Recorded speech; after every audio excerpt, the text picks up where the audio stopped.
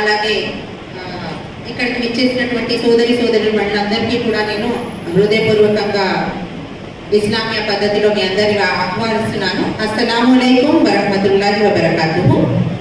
అయితే ఈరోజు మనం ఇక్కడ ఒక చాలా సామాజిక అంశం పైన మనందరం కూడా ఐక్య వేదికై మొత్తం ఎస్సీ ఎస్టీ బీసీ అలాగే అన్ని అణచివేతకు గురైనటువంటి కులాలందరం కూడా ఒక చోట సమావేశమై ఈరోజు రిజర్వేషన్ అనే అంశం పైన మనం మాట్లాడుకోవడం అనేది ఇది ఎంతో అంటే మన యొక్క ముందడుగుకి ఒక ఫస్ట్ స్టెప్ అని చెప్పి మనం చెప్పచ్చు. ఎందుకంటే ఒక రకంగా చూసినట్లయితే ఇందాక సార్ అన్నట్లుగా ఒకవేళ కనుక నేను ఒక ఆర్టికల్ డిసెంబర్ 7th 2021 నాడు ఒక స్కూల్లో 10th క్లాస్ చదివేటువంటి పిల్ల ఒక అమ్మాయి ఎస్సే రాస్తుంది. అందులో ఆ అమ్మాయి ఏమని చెప్తుందంటే షీఈ్ అన్ ఎస్సీ. అయితే ఆ పాప రాసిన ఎస్సే చాలా వైరల్ అయింది అప్పట్లో. దాని గురించి నేను ఒక ఆర్టికల్ కూడా రాయడం జరిగింది టైమ్స్ ఆఫ్ ఇండియాలో. అయితే ఆ అమ్మాయి ఏమని అంటుందంటే, if Ambedkar was alive today he would have been in severe pain. అంటే ఈ రోజు కనుక బాబాసాహెబ్ అంబేద్కర్ గారు కనుక ఉండుంటే ఆయన ఎంతో బాధకి గురయ్యేవారు అని చెప్పి రాయడం జరుగుతుంది. అంటే మనం చూసినట్లయితే 1933లో మొట్టమొదటిసారిగా ఎవరైతే బ్రిటిష్ ప్రైమ్ మినిస్టర్ ఉన్నారో రామ్సే మ్యాక్డొనాల్డ్, ఆయన ఈ రిజర్వేషన్స్ అనే దాన్ని బ్రిటిష్ వ్యవస్థాపక అంటే మన స్వాతంత్రం రాక ముందే ఉండే కూడా ఈ రిజర్వేషన్ పాలసీ అనేది మొదలైంది. అయితే తర్వాత బాబాసాహెబ్ అంబేద్కర్ గారు అలాగే ఇందాక మన నజీమా మేడం చెప్పినట్లు మొరార్జీ దేశాయి గారు కమిటీలో ఇది రిజర్వేషన్ ని రాక ముందరే బాబాసాహెబ్ అంబేద్కర్ గారు ఈ రిజర్వేషన్ల గురించి మాట్లాడి ఎవరైతే అణగారినటువంటి కులాలు ఏవైతే ఉన్నాయో బడుగు బలహీన వర్గాలకు చెందినటువంటి వాళ్ళందరూ, ముఖ్యంగా అందులో స్త్రీలు, ఇలాంటి వాళ్ళందరికీ కూడా ప్రత్యేకించి రిజర్వేషన్లు కల్పించాలి. ఎందుకంటే వాళ్ళకి కూడా సమాజంలో సామాజిక న్యాయం అనేది తప్పనిసరి. అదేవిధంగా ఎవరైతే బడుగు బలహీన వర్గాలలో ఉండిపోయి వారు జీవన స్రవంతికి దూరం అయిపోయారు, వాళ్ళు అంటే చాలా బ్యాక్వర్డ్ అయిపోయి వాళ్ళు ట్రైబల్ ఏరియాస్ లో ఈ విధంగా వెనుకబడిపోయి ఉన్నారో అలాంటి వాళ్ళకి ఆర్థికంగాను విద్యాపరంగాను అన్ని రకాలుగా హక్కులు అనేవి వాళ్ళకి దొరకాలి.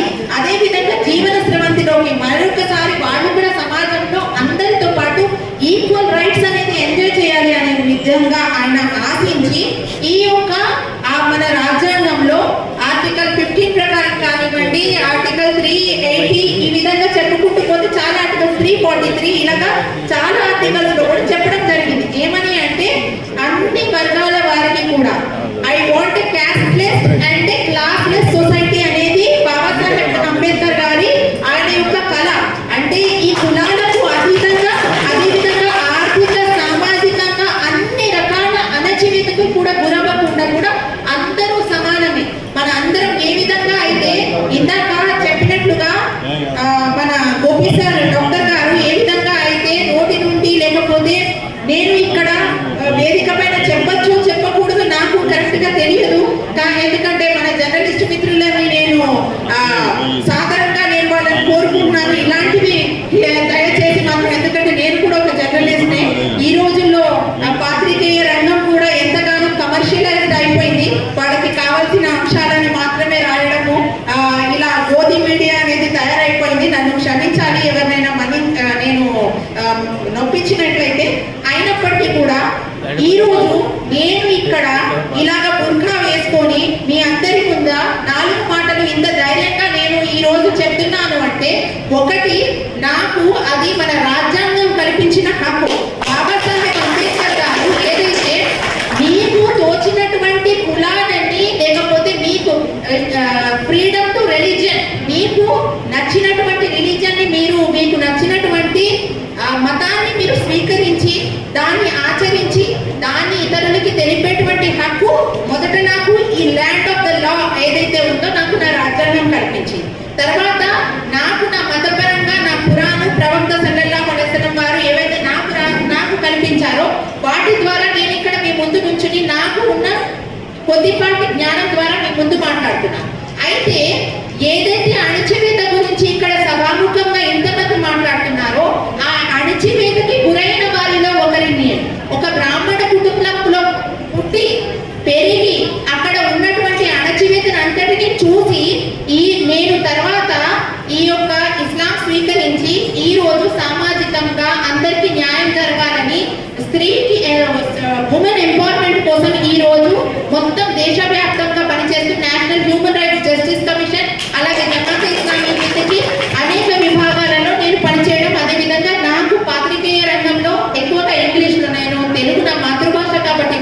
చెప్పగలుగుతున్నాను. అయితే నేను ఇదంతా మీ ముందు నా ఏదో హిస్టరీ చెప్పడమో గొప్పతనం చెప్పుకోవడం కోసం కాదు, కానీ ఏ విధంగా అయితే ఇందాక చెప్పడం జరిగిందో అగ్రకులం అని చెప్పి మనమే వాళ్ళని ఒక రకంగా ఒక హైయెస్ట్ పొజిషన్ అనేది ఇవ్వడం జరుగుతుంది. దానివల్ల వాళ్ళు ఇతర కులాలను ఇతర మతాల వారిని ఈ విధంగా అణచివేతకి గురి చేస్తుంది.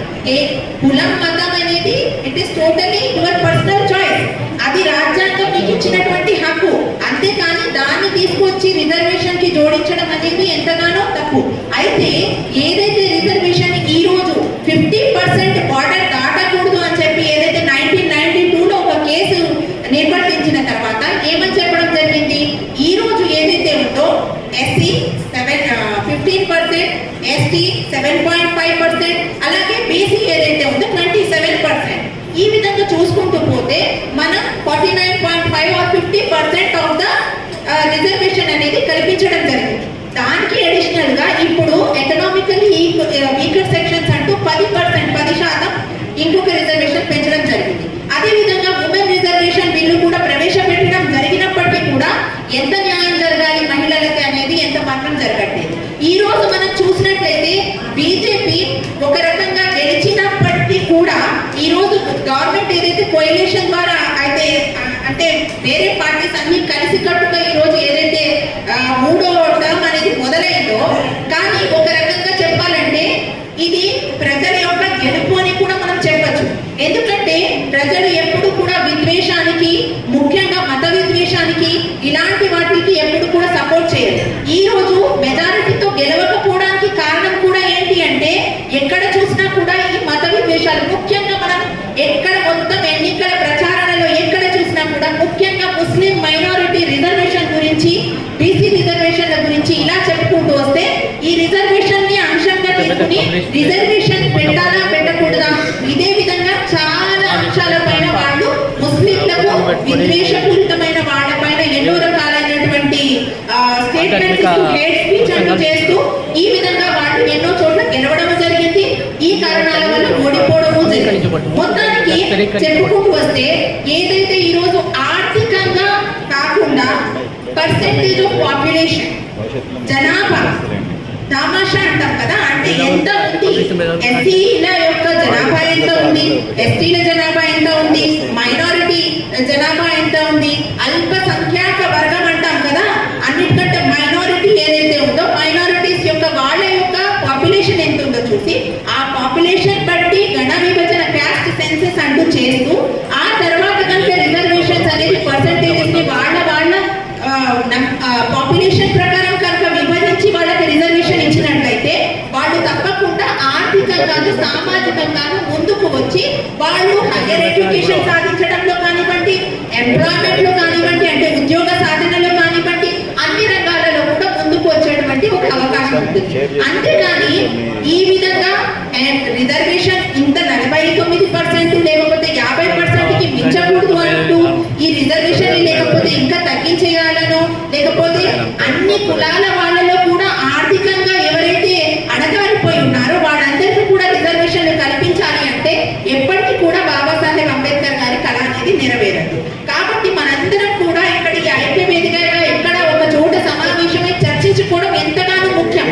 కానీ చర్చించుకోవడం వరకు మాత్రమే కాకుండా దీన్ని ఏ విధంగా అమలులోకి తీసుకురావాలి, దీనికి మనం అందరం కలిసి కట్టుగా ఏ విధంగా ఎలాంటి అమెండ్మెంట్స్ చేయవచ్చు, మనం అందరం కలిసి హైయర్ అథారిటీస్ దాకా కూడా అందరం కలిసి సిగ్నేచర్ క్యాంపెయిన్ చేద్దామా, లేకపోతే ఇంకా ఏ విధంగా కూడా మన రిజర్వేషన్స్ మనం సాధించుకోవడం కోసం, మన హక్కుల కోసం మనమే పోరాటం చేసుకోవాలి. ఎవరు వస్తారు ఏదో చేస్తారు అంటూ చూసేటువంటి తరుణం ఎంత మాత్రం లేదు. కనీసం మనకు లభించినటువంటి అన్ని అవకాశాలు కూడా కనీసం మన వచ్చే జనరేషన్, మన రాబోయేటువంటి తరాలకి అయినా కనీసం మనం ఈ రిజర్వేషన్లు కల్పించాలి. మనం వాళ్ళందరినీ కూడా పై చదువుల్లో చూస్తూ ఈ అగ్ర కులాల యొక్క అణచివేతకి మనం ఎప్పటికీ కూడా గురి కాకుండా ఉండాలి అంటే తప్పకుండా కూడా మైనారిటీ, ఎస్సీ, ఎస్టీ అలాగే బీసీల రిజర్వేషన్ కోసమై మనం అందరం కూడా పాటుపడాలి.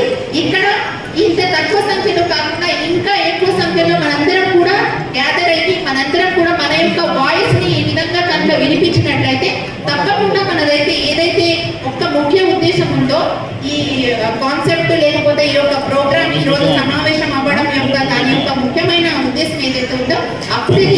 చేయగలుగుతాం.